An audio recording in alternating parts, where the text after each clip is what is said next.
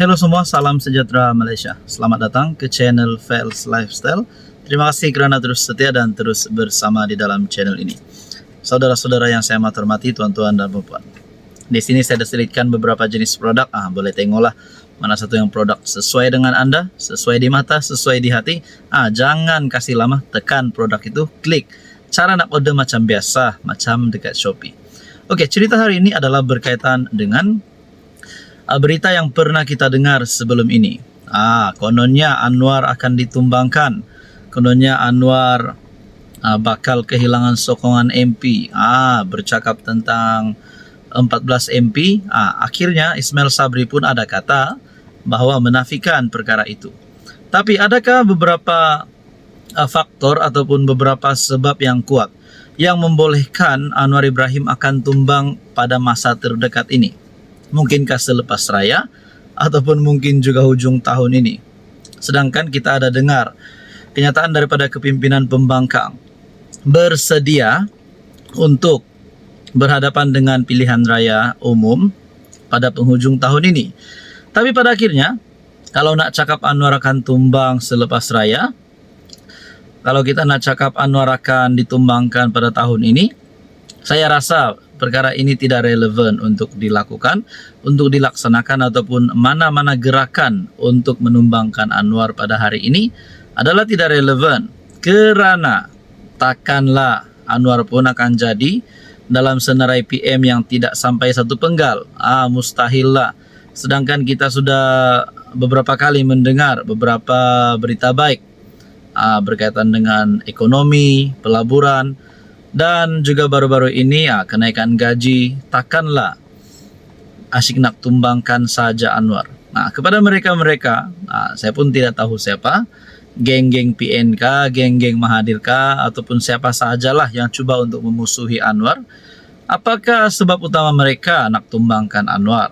Ada yang kata mereka sebenarnya nak Anwar tumbang supaya mereka dapat berkuasa semula.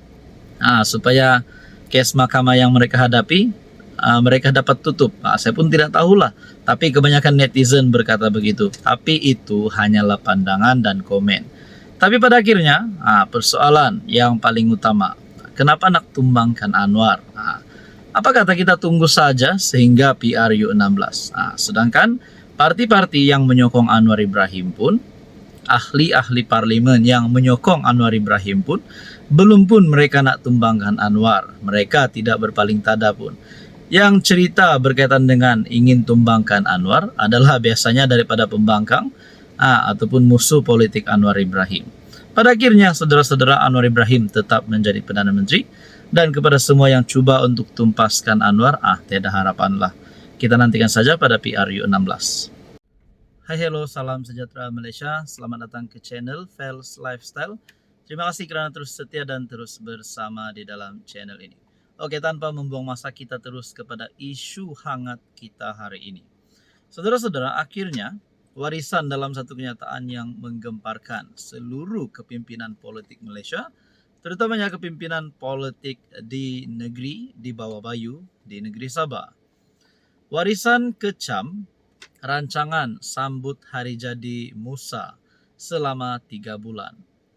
Sabah, negeri yang mempunyai kadar kemiskinan tertinggi di negara ini, bakal menganjurkan sambutan ulang tahun selama 3 bulan untuk Tuan Yang Terutama TYT Musa Aman. Berita mengenai perayaan itu hadir ketika SPRM menyiasat beberapa adun termasuk menantu Musa, Arifin Arif, berhubung dakwaan rasuah yang dikaitkan dengan lesen cari gali mineral. Oke, adakah persoalan yang ditimbulkan di sini boleh menjadikan satu kesan yang sangat buruk terhadap kepimpinan politik di Malaysia dan terhadap Tuan Yang Terutama Musa Aman? Adakah ini boleh menjadi penyebab kepada peletakan jawatan terhadap TYT Sabah ataupun pelucutan jawatan? Itu hanya pertanyaan daripada saya. Warisan akhirnya mengecam rancangan tersebut, yaitu rancangan sambut hari jadi Musa selama 3 bulan. Saudara-saudara, di sini saya ada selitkan beberapa jenis produk. Anda boleh lihat produk mana satu yang sesuai dengan Anda, boleh pilih-pilih. Mana satu yang ngam, tekan, jangan kasih lama, order macam biasa, macam dekat Shopee. Bagi timbalan Presiden Warisan, Daryl Laking, menggunakan dana awam untuk sambutan dengan tempoh panjang itu adalah tidak boleh diterima. Secara pribadi, jika pembayaran kos yang akan diguna demi merayakan hari jadi TYT Sabah ini datang daripada dana persendirian dan bukan daripada dana kutipan cukai yang akan dijenamakan sebagai duit kerajaan, tak ada isu. Tetapi merayakan selama 3 bulan dan menggunakan dana yang datang daripada cukai dibayar rakyat atau cukai yang datang daripada hasil bumi Sabah semestinya ada isu. Secara pribadi, jika pembayaran kos yang akan diguna demi merayakan hari jadi TYT Sabah ini datang daripada dana persendirian dan bukan daripada dana kutipan cukai yang akan dijenamakan sebagai duit kerajaan, Adun Moyog itu berhujah bahawa sambutan sehari sudah mencukupi dan dana negara harus diutamakan untuk keperluan penting seperti beasiswa pelajar, pembaikan jalan, pembangunan kemahiran dan peningkatan komuniti. Berkaitan dengan isu ini, apa komen Anda? Hai, hello, salam sejahtera Malaysia. Selamat datang ke channel Fels Lifestyle. Terima kasih kerana terus setia dan terus bersama di dalam channel ini. Saudara-saudara, tuan-tuan dan puan-puan, akhirnya setelah beberapa siri, beberapa episod dan kes rasuah yang kita dengar yang melibatkan beberapa pemimpin politik, melibatkan beberapa pemimpin individu yang berprofil tinggi, pada akhirnya SPRM membuat satu pengakuan melalui Ketua Pesuruhjaya SPRM. Satu pengakuan, ini barulah pengakuan paling panas. Kalau siasat kena ikut cakap orang, baik tutup saja SPRM. Ketua Pesuruhjaya Agensi Anti Rasuah Negara membidas pihak pengkritik kerana dilihat cuba menentukan hala tuju siasatan mereka dalam kes-kes berprofil tinggi. Menurut Azam Baki, pegawai SPRM yang terlibat akan menentukan sendiri siapa yang perlu dipanggil untuk membantu sesuatu siasatan berdasarkan dapatan mereka, bukannya berdasarkan persepsi orang ramai. Kalau nak kena ikut semua orang cakap dalam media sosial, baik tak payah ada SPRM, lebih baik tutup saja. Kamu siapa nak suruh-suruh kami panggil siapa orang yang perlu disiasat dan sebagainya? Mengapa kita perlu dengar cakap orang yang tak tahu hujung pangkal siasatan SPRM? Katanya kepada Malaysia Kini.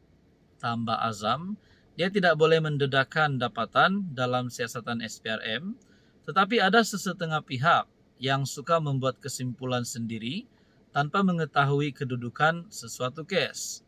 Katanya, siapa yang akan dipanggil untuk memberi keterangan bergantung kepada keperluan siasatan dan tidak mengambil kira sama ada orang itu ahli politik atau sesiapa sahaja. Menurut Azam Baki, pegawai SPRM yang terlibat akan menentukan sendiri siapa yang perlu dipanggil untuk membantu sesuatu siasatan berdasarkan dapatan mereka, bukannya berdasarkan persepsi orang ramai. Kalau nak kena ikut semua orang, menurut artikel ini, kalau nak kena ikut semua orang, cakap dalam media sosial, baik tak payah ada SPRM, lebih baik tutup saja. Nah, saudara-saudara, menurut artikel ini lagi, tak kiralah dia itu siapa yang akan dipanggil untuk memberi keterangan, bergantung kepada keperluan siasatan dan tidak mengambil kira sama ada orang itu ahli politik atau sesiapa saja. Tak kiralah dia tu Teresa Kok atau siapa SPRM, siasat berdasarkan undang-undang. Jadi saudara-saudara, berkaitan dengan ini pula, tunggu dokumen Ismail Sabri. Berikutan itu beberapa pihak menimbulkan persoalan mengapa SPRM tidak menyiasat pemimpin DAP terbabit bersama bekas pegawainya. Antara yang membuat desakan itu termasuklah Presiden Putra Ibrahim Ali yang percaya Kok telah melakukan kesalahan di bawah akta SPRM apabila gagal melaporkan bekas pegawainya kepada pihak berkuasa. Dalam perkembangan lain, Azam berkata, bekas PM Ismail Sabri akan dipanggil untuk memberi keterangan selepas sambutan Aidilfitri. Apa komen Anda?